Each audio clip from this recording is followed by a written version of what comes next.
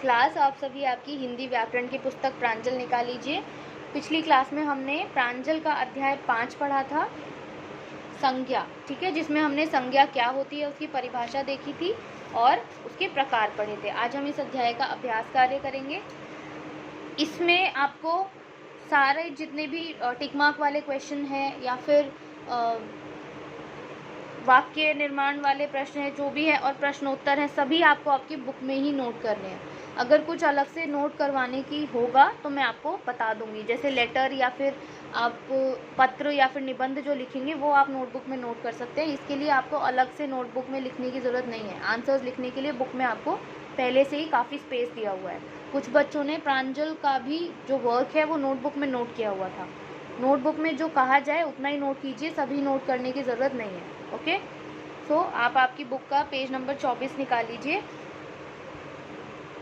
प्रश्न क है, सही विकल्प पर टिक का निशान लगाइए।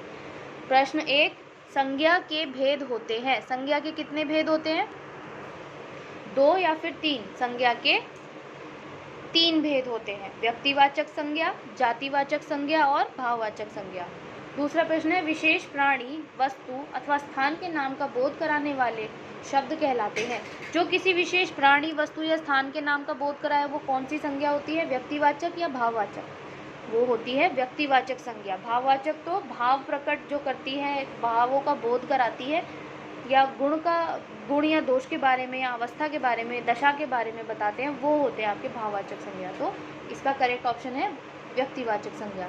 तीसरा है, किसी जाति के सभी व्यक्तियों, स्थानों या प्राणियों का बोध कराने वाले शब्द कहलाते हैं। अब वो शब्द जो सभी व्यक्तियों, सभी स्थानों, सभी प्राणियों या सभी वस्तुओं के लिए यूज़ किए जा सके, मतलब उनकी पर्टिकुलर जाति के लिए। ये नहीं कि बुक शब्द है, पुस्तक शब्द है तो आप पेंसिल के लिए भी पुस्तक शब्द यूज़ करेंगे, टेबल के लिए भी नहीं। मतलब जितनी पुस्तकें हैं सबके लिए एक कॉमन हम शब्द यूज़ कर सकते हैं, पुस्तक। तो ये क्या है? जातिवाचक संज्ञा। ठीक है, करेक्ट ऑप्शन क्या होगा इसमें? जातिवाचक संज्ञा। ठीक है, जातिवाचक संज्ञा। प्रश्न ख पर आ जाइए। कोष्ठक में दिए गए जातिवाचक शब्दों को भाववाचक शब्द में बदलकर रिक्त स्थानों को भरिए। अब यहाँ पर क्या है, कोष्ठक में कुछ शब्द दिए हुए हैं, इनको भाववाचक संज्ञा में बदलना है और इनको फिल करना है। ठीक है, ब्लैंक्स को। अभी उसमें डैश है, शब्द है बचपन। बचपन से भाववाचक संज्ञा क्या बनेगी? बचपना। अभी उसमें बचपना है। दूसरा है, उन दोनों में पक्की डैश है, मित्र। मित्र शब्द से क्या बना भाववाचक संज्ञा? मित्रता। अब उन दोनों में पक्की मित्रता है।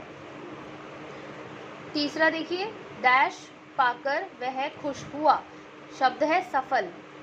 सफल से भाववाचक संज्ञा बना सफलता। सफलता पाकर वह खुश हुआ। चौथा है, उसकी डैश समाप्त नहीं हुई, शब्द है पढ़ना। पढ़ना शब्द से भाववाचक संज्ञा बना पढ़ाई। उसकी पढ़ाई समाप्त नहीं हुई।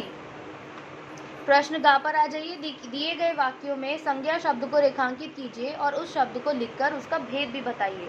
यहाँ पर क्या करना है, यहाँ पर जो शब्द संज्ञा शब्द हैं उनको रेखांकित करना है और बताना है कि वो कौन सा प्रकार है संज्ञा का। ठीक है, पहला वाक्य है, सुभाष एक चतुर बालक है।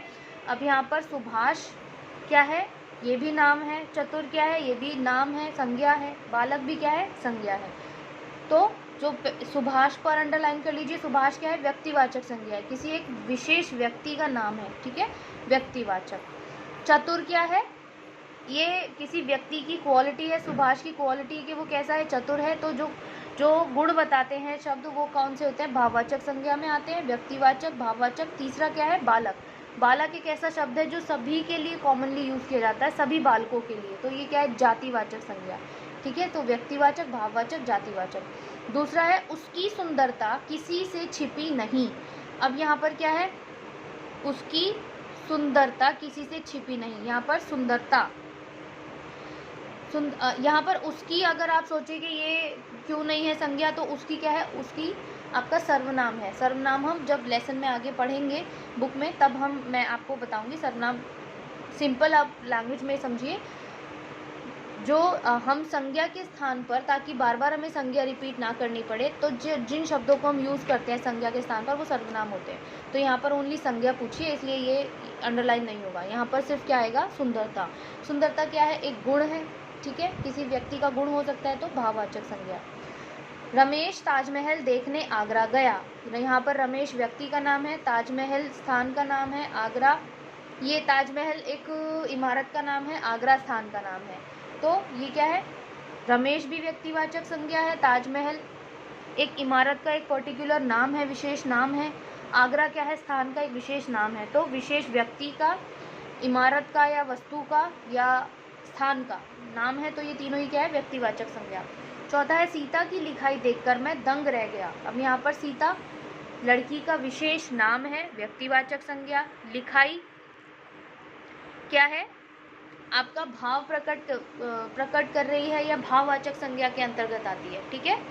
तो लिखाई क्या हुआ, भाववाचक संज्ञा। और दंग रह जाना ये क्या है, ये भी आपका भाव आप प्रकट कर रहे हैं कि सीता की लिखाई देखकर आपके कैसे भाव हो गए, दंग रह गए आप। तो दंग रहना भी क्या हो गया, भाववाचक संज्ञा। तो व्यक्तिवाचक और भाववाचक। प्रश्न घ पर आ जाइए। दिए गए भाववाचक शब्दों का वाक्यों में प्रयोग कीजिए। वीरता, वीरता से आप वाक्य बना सकते हैं, गांधी जी की वीरता को सलाम, या आप अपने अकॉर्डिंग कुछ भी वाक्य निर्माण कर सकते हैं, बस शब्द आपके वाक्यों में ये आने चाहिए। दूसरा है बुढ़ापा। बुढ़ापा मनुष्य या फिर इंसान को कमजोर बना देता है। सुंदरता, सीता अपनी सुंदरता पर बहुत खुश है। ऊंचाई, ऊंचाई आसमान बहुत ऊंचाई पर है, ठीक है।